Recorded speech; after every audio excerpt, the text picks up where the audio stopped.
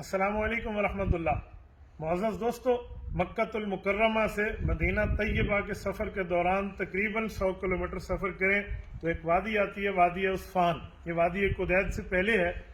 اس میں ایک کنواں موجود ہے، یہ میرے کمر کے پیچھے آپ کو یہاں دکھائیں گے۔ یہ کنواں ہے جسے بئر رسول بھی کہتے ہیں، اور موجم العصری میں ہے اسے بئر طفلہ بھی کہتے ہیں۔ اس کنویں کی ایک تاریخ ہے۔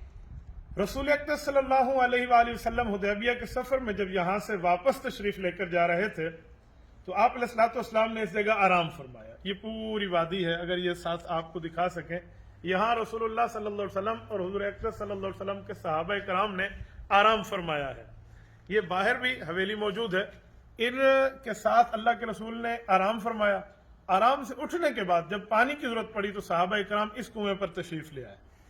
اس کنویں میں دیکھا تو پانی بالکل موجود نہیں تھا اور بالکل نیچے تھا اور تھوڑا پانی تھا۔ حضور اکرم صلی اللہ علیہ وسلم نے مشکیزے سے جو قطرے نکلے وہ نکال کر اس پانی میں اپنا لعاب مبارک شامل فرمایا اور اس پانی کو اس میں ڈالا اور پانی کے فوارے پھوٹ پڑے۔ صحابہ کرام نے پانی پیا، خود بھی استعمال کیا اور اس کو محفوظ بھی کیا۔ یہ وہ مقدس پانی ہے جس پانی کے اندر رسول اللہ صلی اللہ علیہ وسلم کا لعاب مبارک شامل ہے۔ ہمارے مدینہ منورہ کے میزبان بھائی محمد احمد صاحب ہمارے ساتھ تشریف فرما ہیں۔ میں ان کی خدمت میں کہوں گا یہ وہاں سے پانی بھی نکالیں، ہمیں بھی پلائیں اور آپ کو بھی زیارت کرائیں۔ یہ پانی وہاں سے لیتے ہیں۔ اللہ رب العزت کرم اور فضل فرمائے، اللہ پاک ہر مسلمان کو یہاں لائے۔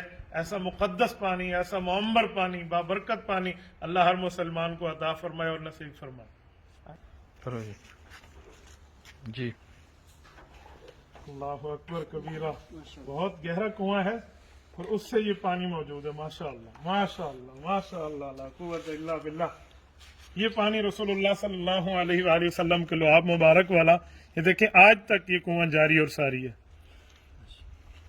اس کے ساتھ ایک واقعہ تھا جو رسول اللہ صلی اللہ علیہ وسلم کی انگلیوں سے پانی نکلا تھا، اس پر بھی ایک شاعر کا شعر ہے کہ وہ تو صحرا میں پیاسوں کو پلا دیتے ہیں پانی، میرے نبی کی انگلیوں میں سمندر رقص کرتا ہے۔